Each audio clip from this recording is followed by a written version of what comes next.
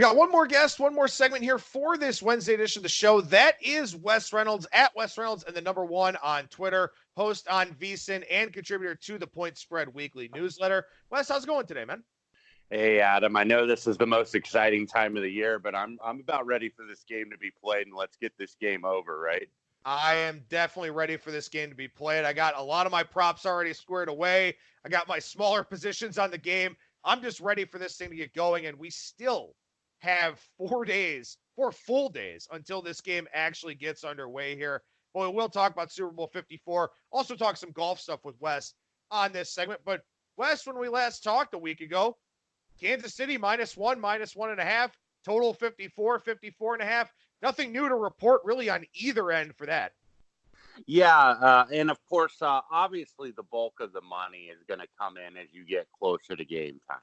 As people get in, I think probably Thursday is when you start seeing some people come into town, and then into Friday, Saturday, and then, of course, game day. Obviously, it's one of those things where you can't necessarily wait to the last minute either to see if you're going to try, and you're not going to get to extract the most amount of line value just waiting until right before kickoff like you would on a normal week. But, yeah, most of the money is going to start coming in later into the week, and then I think from a total standpoint, from a side standpoint, the max that this will go to is Kansas City -2. I don't know if San Francisco, if enough money will have them become the favorite. And talking with Jeff Sherman over at Westgate Superbook USA yesterday, he could see it maybe going to pick. He doesn't see 49ers favorites showing, at least market wide or across the board, maybe one place or so. But in terms of the total, it's kind of, stuck there at 55. You did see some initial buyback when some shops went to 55, but it's one of those things, the people that are coming into town to bet the game, they're not coming into town. And I was talking with Patrick Everson and Covers about this, and they're not coming into town necessarily to bet the under. You know what I mean? So I mean, I don't know if this is going to reach the highs of the 57s or the 56s and a halves that we thought it might in terms of like the first couple of days of betting. We're like, man, this thing's going to keep rising and rising. But when it gets to 55, 55 and a half, that's probably when you get the buyback. But that's what I think underbackers are still waiting because they know that they might get a half point or a point more than the current total right now. Yeah, I think that we will see that sharp money on the under that you're talking about that we've kind of been waiting on and sort of forecasting here. What I'm really curious to find out is what emerges as the sharp side for the game. I know that initially we had a little bit of quant money kind of come in on Kansas City a little bit, kind of grabbing some of the pick'ems or -1s that were out there. Saw a little bit of buyback, kind of pull it back down to, -1, -115, stuff like that. But I don't think we've seen a true sharp side emerge for the spread yet. Obviously, we've got, some money on San Francisco money line. People are mostly laying the -1 with Kansas City if they like them. But I think it remains to be seen what the sharp side will be from a side standpoint. Or we could see two-way sharp action on both sides here because you've got San Francisco with the better defense, Kansas City with the better passing game. And we all know, what the passing game means in today's NFL. I don't really see this side moving much, and I don't see a well-defined sharp side or a sharp versus public split here. Yeah, I really don't either, to be honest with you, because I think it's going to be, as you lump different types of bettors into these little subcategories, you're going to have casual bettors on Kansas City. You're going to have casual bettors on San Francisco. You're going to have professional bettors on Kansas City. You're going to have professional bettors on San Francisco. So exactly what you said there. I mean, I don't think that there is a clear consensus, I guess, what the sharp play is. I even think when you look, and one of the things I'm always interested in terms of the Super Bowl coverage, even though I don't watch it nonstop because it's like 2 weeks of stuff talking about the same thing, I like to monitor kind of what the media opinion is. Not necessarily that I'm going to follow it. More often than not, I'm going to go against it. But I like to monitor that opinion and kind of see that, because sometimes media opinion, especially for a big game like this, is going to shape general public opinion. And they're going to listen to all the stuff that they see on the big television networks and listen to on the radio and see in terms of what's being written about or talked about. So you've really seen, and we talked to a gentleman that was a producer on the NFL Network morning show the other night, and he said, look, all the opinion, and we've been talking about this game for over a week, obviously being the NFL Network, the opinion's been pretty split.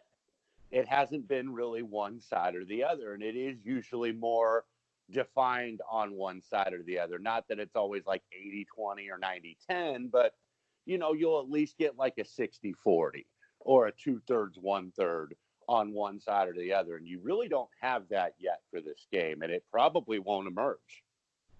Yeah, I don't think so. And as we transition over to taking a look at the prop side of things here too, as we talked about last week, kind of introing the prop stuff, as we've kind of talked about throughout the week here, I think this is a difficult one for props because you've got a Kansas City offense that can spread it around, a San Francisco offense that maybe can win this game being one-dimensional with the running game and Raheem Mostert, but maybe can't, maybe needs Jimmy Garoppolo a little bit more. Is it George Kittle? Do they have to find somebody else like Emmanuel Sanders, like Deebo Samuel? Does Tevin Coleman actually wind up playing in this game? I think this prop betting market is difficult too because you have the contrast of styles. You have a lot of options for the Chiefs and maybe more options than we think for the 49ers. Two brilliant play callers, two brilliant play designers. Andy Reid, very good off the bye to the under, as we know. So maybe that kind of holds down San Francisco's offense some. I've had to be very creative, I think, with my prop approach here. What about you? Yeah, I'm the same way. And I think, look, some of the prop stuff, depending on how much you delve into it, you're obviously going to try to do middles and the like, and see if somebody kind of puts out a bad number. Like I know a lot of people, well, I'll give you an example, like Raheem Mostert's rushing yards. I think this was a couple of days ago at MGM Properties. It was around 60.5 or so juice to the over. And then at FanDuel, it was like 77 juice to the under. So, yeah, you're going to try to work a middle when there's 16 yards and stuff in terms of a discrepancy there. But props to me are kind of a combination of some guys, the real numbers guys, do it with all analytics, and that's all that they do is do numbers. I think it's got to be a little bit of a combination of both. It's got to be a combination of numbers and really examining the stats and the metrics over the season, but it's also got to be a little bit of your gut when it's such a close spread like it is here in Super Bowl 54. So that's what kind of led me. I've played a couple, and I've waited for them to drop a little bit. I did play a couple, not really huge. I played a couple overs, actually, with Jimmy Garoppolo in terms of passing, in terms of completions especially, or in pass attempts. Not necessarily yards, but I went a little bit against the grain because people do like to bet what they see last. And they saw Jimmy Garoppolo throw 8 passes. That literally almost tied almost a 50-year-old record. I think it was Bob Griese in December of 1973. Had 6 passes in the AFC Championship game. Jimmy Garoppolo ended up with 8. I think it's the fewest by a winning team in a conference championship game since that Griese game in 1973. So, of course, people think, well, Jimmy Garoppolo is only going to throw like maybe 10 to 12 times or something in this game. I don't think that's the case at all. And I don't think that was a sign necessarily that Kyle Shanahan was babying Jimmy Garoppolo. I think they found something that was working. They found that Green Bay couldn't stop the running game, and it's that old, I'm going to run it until you stop it. And Green Bay never really found a way to stop it until it was too late. And then San Francisco is basically just like running out the clock and running pretty conservative because they didn't have to throw the ball. So why throw it if you don't have to? But I think that they're probably going to have to in spots in this game. Yeah, they like to run the ball, but of course Kansas City's going to key it on the run, so that's going to force the quarterback to make plays down the field. So I bet some Garoppolo overs. I also bet some Damian Williams overs in terms of his rushing yards. That's the Kansas City running back. He averaged in the 2 playoff games like a 90% snap rate and got about 90% of the targets out of the backfield. So the Mahomes rushing over prop has been bad. Some sharp guys have given that out. So that means that, of course, has risen. But I think you're going to see Williams have to run the ball a little bit more. And I do think Kansas City will run the ball because that 49ers front four is so fast up front that you got to hit them with some quick hitters. You got to hit them with some draws and some counters. So I would expect Kansas City to run the ball a little bit more than is anticipated. Yeah, I like that one too. I kind of looked at it as, Williams over, I think it was 81.5 rushing and receiving yards is one that I took a look at here for this one. Because, again, I do think that, this is a situation where you probably are going to get a lot of Damian Williams. It's sort of like maybe you kind of take that James White-esque approach if you're Andy Reid here and, use him as a runner, use him as a receiver, try to slow down that front four. Because ultimately, it's going to give Patrick Mahomes more time in the pocket, too. And maybe Mahomes is better on the move, but you certainly want to give Mahomes every opportunity possible to get very comfortable in this game, in particular because you are off of a 2-week layoff here where timing could be a little bit of a factor. So, again, you try to think of game flow. You try to put yourself in the minds of these head coaches, of the coordinators, try to figure out what they're going to look to do, who's going to match up on who. I think there are a lot of good opportunities here for some of those more, next level game planning types of props. I think if you want to isolate one or two different guys outside of maybe like a Damian Williams, something like that, I think it's very hard in this game.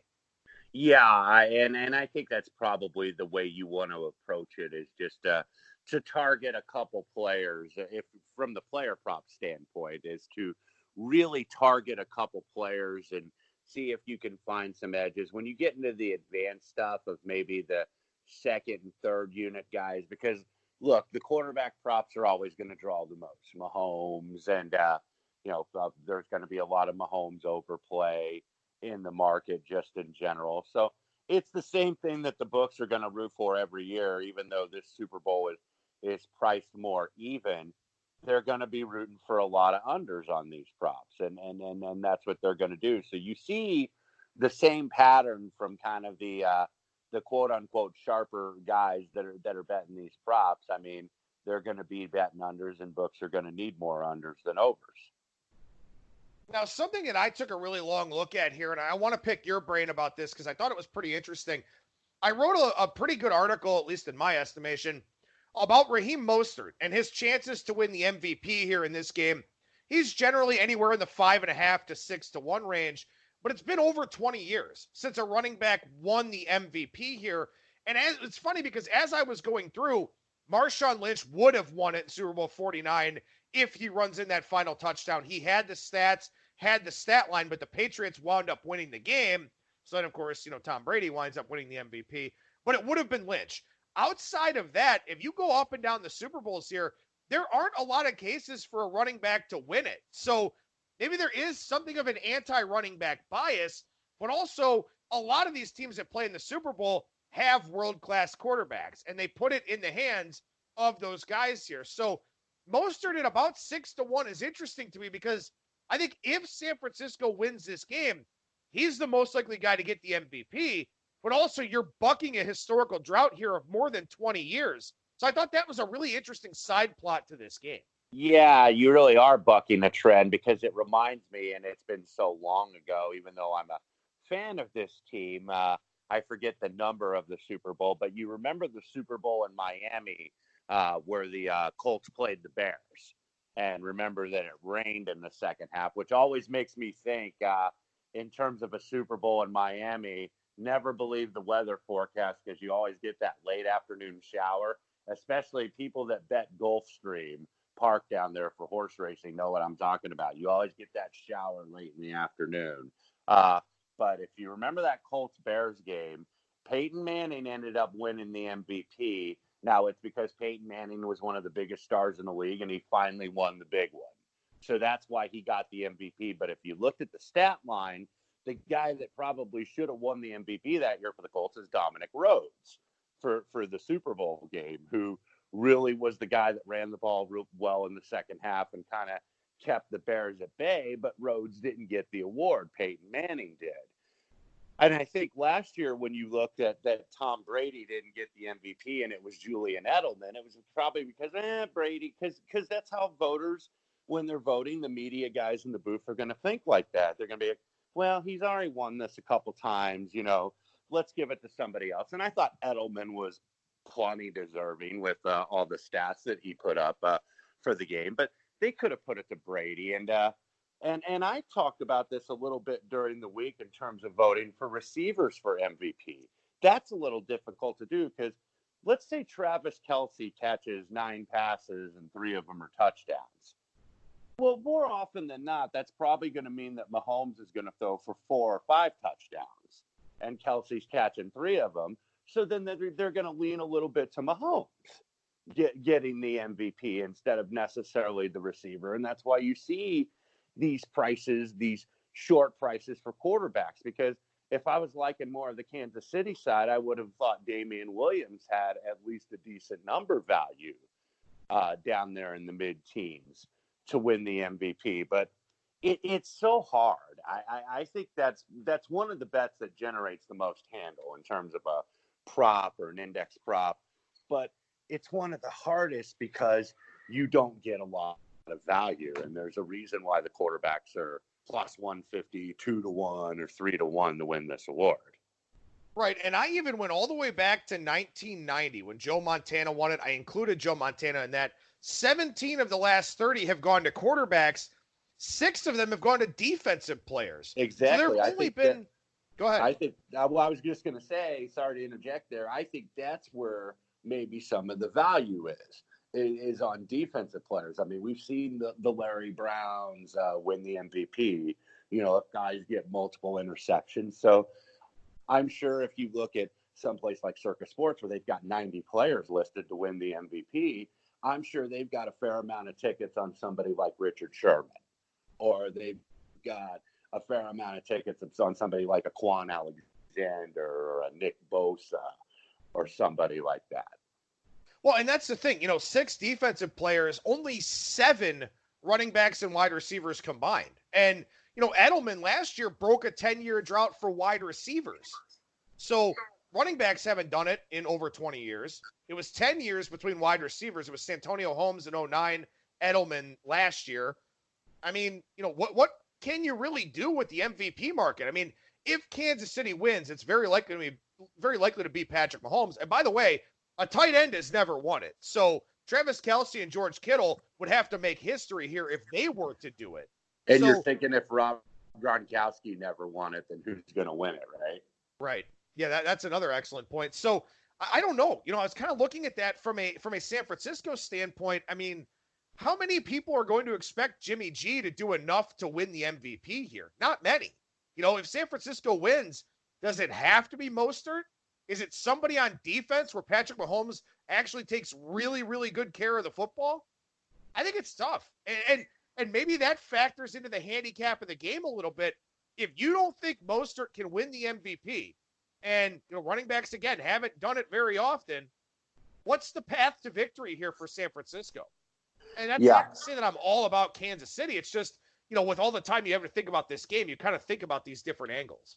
Yeah, and I think that the fact, and one of the reasons I'm not playing for MVP, but one of the reasons I played some of the Jimmy G's overs is because, look, if this game does go over, that's, you got to think that, and the 49ers, I think, averaged around 30 points a game. So this is a team, contrary to popular belief, that can score as well. And they've proven that they can win shootouts. They proved it in New Orleans that they could absolutely win shootout. Now, they were very balanced, but Jimmy G threw I think 4 touchdowns in that game. And close to 300 yards. So he's fully capable of putting up big stats, even though he hasn't shown it in the playoffs. And a couple other ones here just that I kind of pulled from the article. Super Bowl 50, C.J. Anderson, 90 yards. He didn't have it on 23 carries, so the yards per carry wasn't great, but that game had 2 offensive touchdowns. He had one of them. Didn't get it. It went to Von Miller. Super Bowl 51. I know Brady threw for 466 and had the big comeback and all that, but James White had 139 all-purpose yards and 3 touchdowns. Didn't get it. That Super Bowl you referenced with the Colts, Super Bowl 41, Dominic Rhodes, 21 carries, 113 and a touchdown. Did have 1 catch for 8 yards. Joseph Adai actually had 133 all-purpose yards in that game, or 143 in that game himself. So kind of took away some of the yards from Rhodes there. Maybe would have had a different outcome. But like you said, Peyton Manning. I mean, is Raheem Mostert a star in the NFL? No. If they can give it to a star, are they probably going to do that? You would think so. I don't know. I think it's a very interesting discussion. And, again, just with so much to talk about here with regards to the Super Bowl, something I think was worth mentioning here on today's segment. But Wes, before we transition over to golf, any other specific props you want to mention here on the show? Yeah, there's always a couple that I play most every year that really don't have a lot of statistical or analytical backing, but just want some that I always play. I always play, will there be a roughing the passer? And I usually will play the yes, because obviously they're protecting quarterbacks more than they really ever have done. So I usually do that. I usually do the no on the first 6.5 minutes of the game. This is a little bit tough to do with such a high total and a higher than expected or than what would be normal scoring game. But I always believe, and we did see it in the college football playoff where they did not score very early. Now there ended up being, I think it ended up landing 67. So kind of right in the middle where the number, right around where the number was. But sometimes you get that old rest versus rust question in terms of maybe they're going to be a little bit shaky. And if San Francisco, let's say they get the ball first and don't end up scoring, but run 4 or 5 minutes off the clock, well, then you're very close to that 6.5. So it is a little bit of a small plus on the no for the first 6.5. I may end up playing it just because it's kind of a creature of habit. I think in my prop portfolio, when I probably end up with like only 10 to 15 props or something, something that's kind of a moderate amount, I would say, in comparison. But there's usually those couple that I always play in terms of that. I don't really play a lot of the lottery ticket props. I do play defensive or special teams touchdown more often than not. I don't know if I'm going to do that yet. Those are kind of ones I decide over the weekend whether I'm going to do or not. So I usually play that, or I usually play like the sacks prop. I think those index props, a lot of prop bettors most years are just kind of going to play what they usually play on force of habit. And if they've cashed more tickets than they haven't, like with me with that no score in the first 6.5 minutes or score in the final 2 minutes of the first half, usually you just play those just as being creatures of habit. All right, so we switch gears over to the golf stuff here, and we start with a listener question that was presented to us for yesterday's show with Brian Blessing, but I think it's good to talk about with you here as well, Wes. This one from @PK73952 on Twitter said they would like to hear more about golf betting strategies. If you just, we talk about a list of guys that we'd like to win the tournament at good prices here, but are those guys that you also play in head-to-head matchups?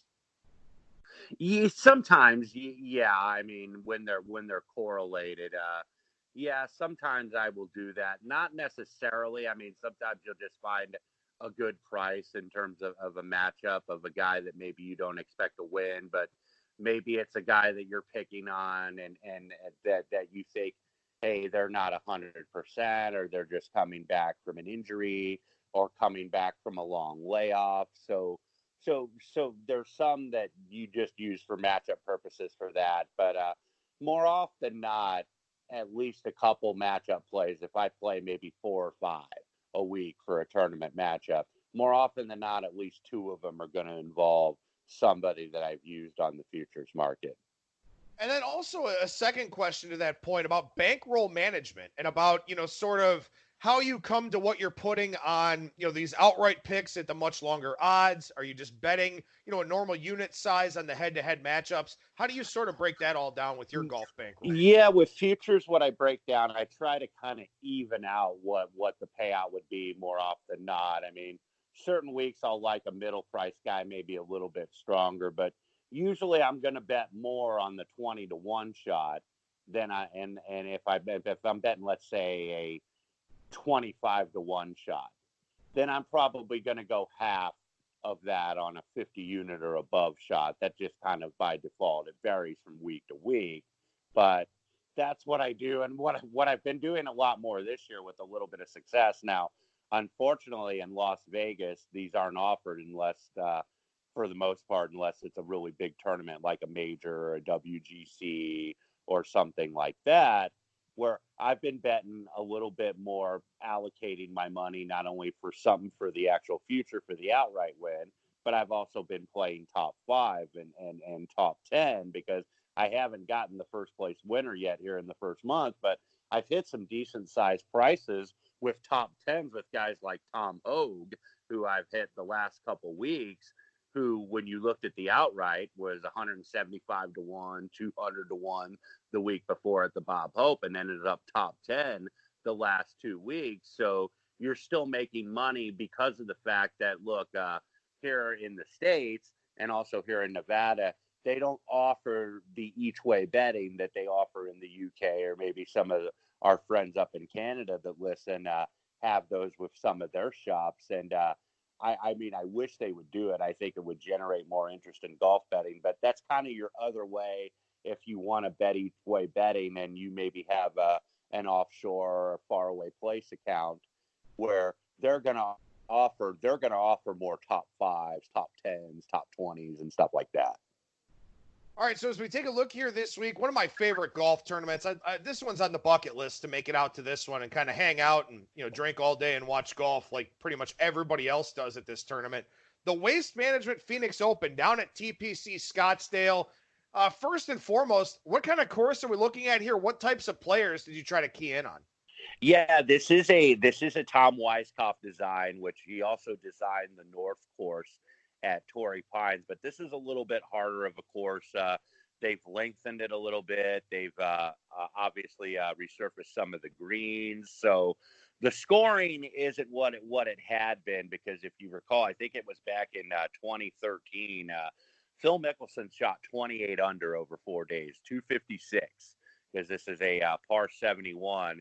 And the scoring the last several years has been 16 under, 15 under, 14, 17, 18, and 17. So you're going to get high teens. It's probably going to be the score. Maybe it eclipses 20 under, depending on the weather, if there's really no wind out there or anything, or if they might get a brief shower out there in Scottsdale to soften up the course. But usually guys that I look at in terms of metrics, greens and regulation is important pretty much every single week. If you look at the last 5 winners, the worst ranking of the last 5 winners was Ricky Fowler, and he was 13th in the field in greens and regulation. Obviously, the 2 years Matsuyama won, he was first and second.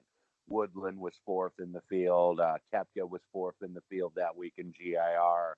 And then strokes gained approach, strokes gained tee to green.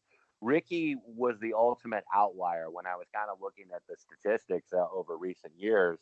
Ricky won this tournament last year because he was number 1 in strokes gained putting.